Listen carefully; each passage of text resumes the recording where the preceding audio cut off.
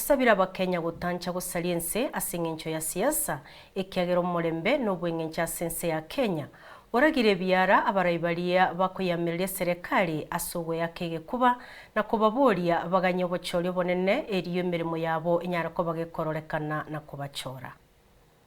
We are one people. I don't want to see our community talking in different languages. We are one people. Yes. Sisi ni jamii moja.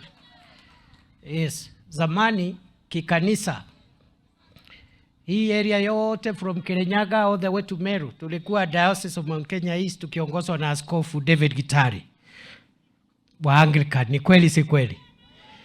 Na hata mambo ya siasa, sisi watu ya area hii ya Mount Kenya, we've done a lot of things together and we have a long history. So there is nothing that can divide us.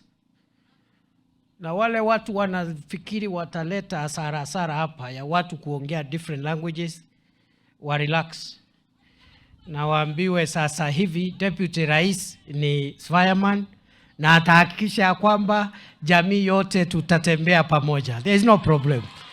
Kuna watu naona wanaongea wako na kiburi, inatoka hapa inafika sijui mpaka Indian Ocean. Kiburi inatoka hapa inaenda Atlantic Ocean. Hii dunia haina mwenyewe ni Mwenyezi Mungu. Relax, relax. Tukutane huko kwa ground. Nao jamaa tukutane nao huko. Mtu na rekodi yake. Hakuna mtu ataambiwa ati hatutaki kusikia rekodi yako, usidanganyike.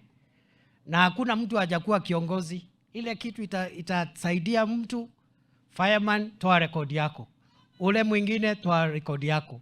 Alafu wananchi waamue, na wananchi wakiamua tutulie, tusiharibu nchi, tusiharibu amani, tusiharibu undugu, kwa sababu baada ya siasa, baada ya mashindano ya uongozi, bado sisi ni nchi moja, sisi ni ndugu moja. We are brothers and sisters, members of our nation Kenya.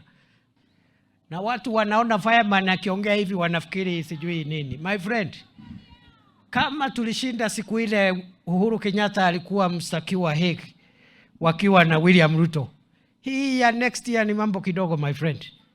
Just pray for good health peke yake na Mungu tu, kibali ya Mwenyezi Mungu. The rest is easy.